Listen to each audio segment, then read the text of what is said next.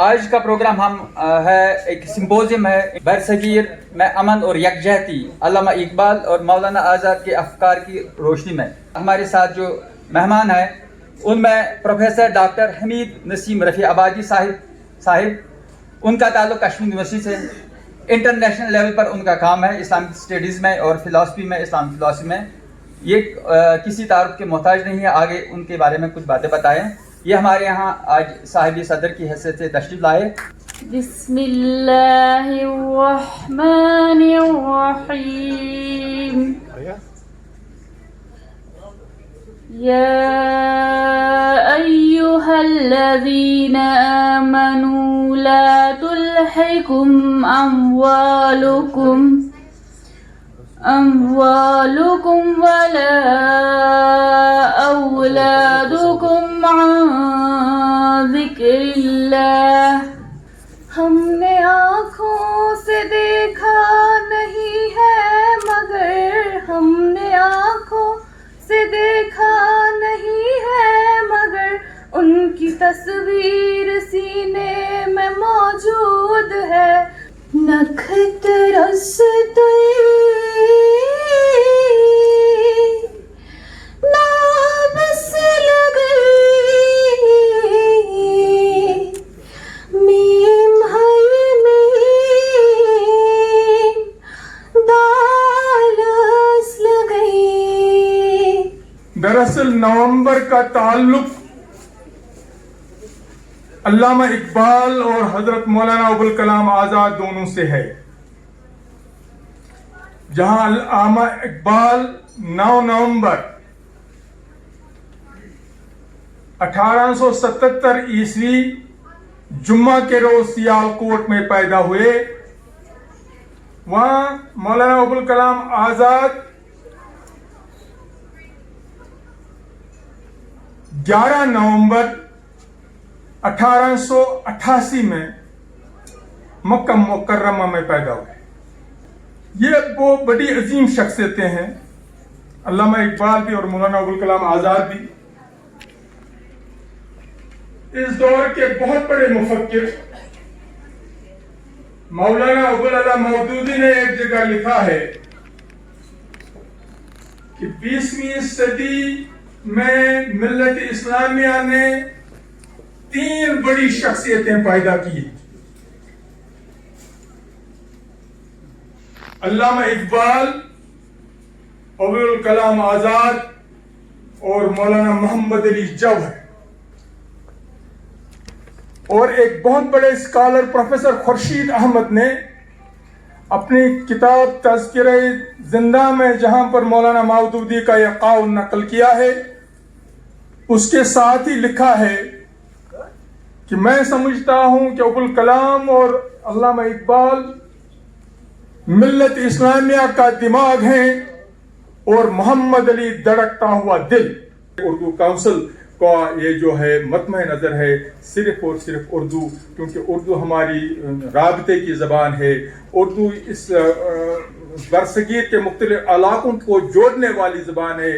اردو کا سب سے زیادہ کنٹریبیوشن اگر کسی زبان کا ہے تو ہندوستان کی آزادی میں اردو زبان کا ہے.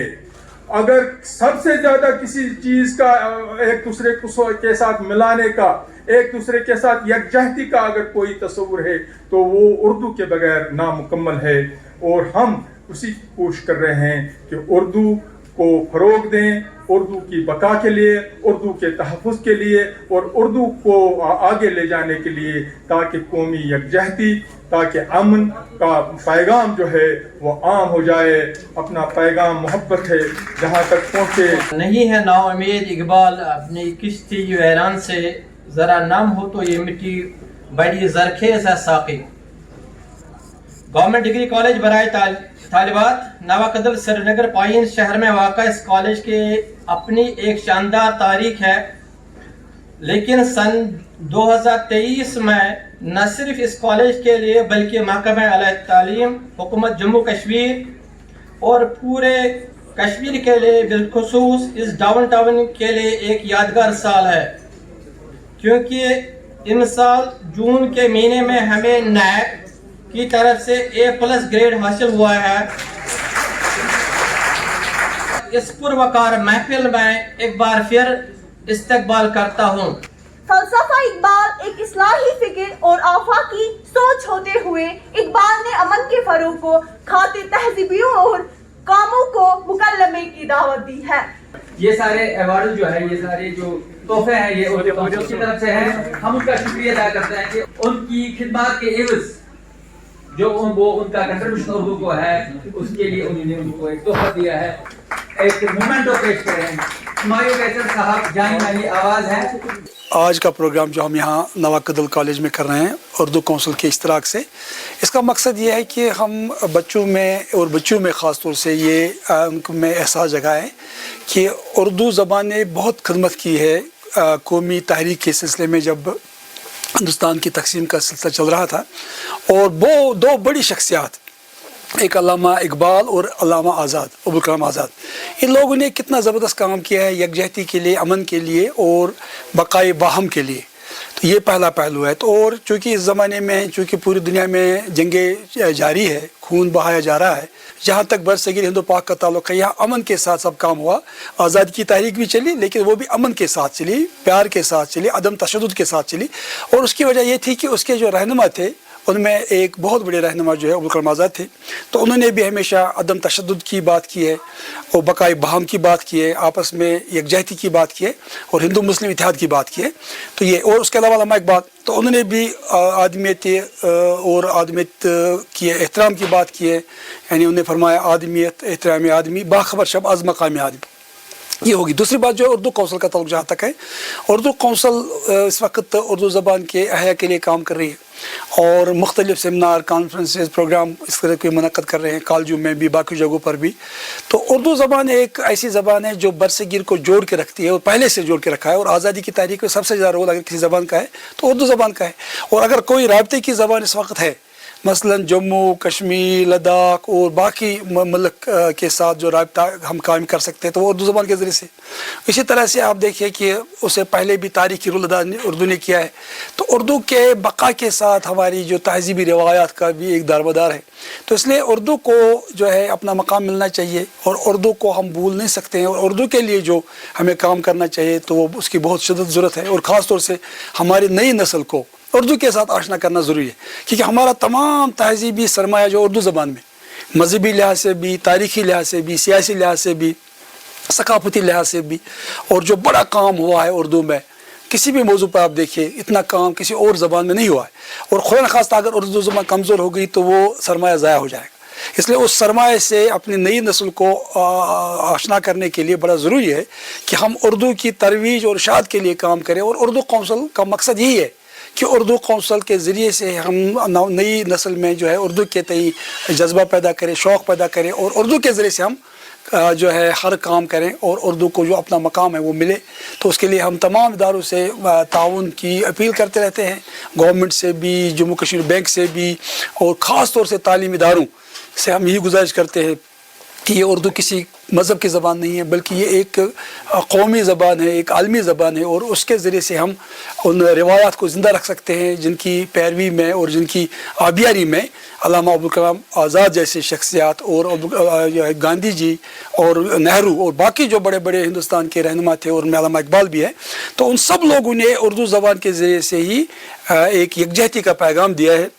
और उस पैगाम की इस वक्त ज़्यादा ज़रूरत है, क्योंकि दुनिया में इस वक्त जो है बहुत ज़्यादा हालात ख़राब हो रहे हैं और खून बहाया जा रहा है पूरी दुनिया में। आप देख रहे हैं कि हालात है इस वक्त।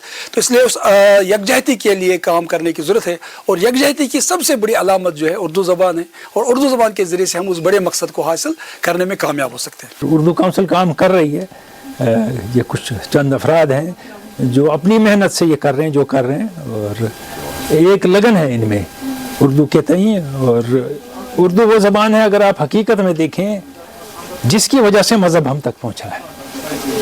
ये सीधी बात है कि अगर आप तर्जुमा उर्दू में ना पढ़ते तो आप नहीं जानते कि कुरान क्या है, अपना मज़हब क्या है।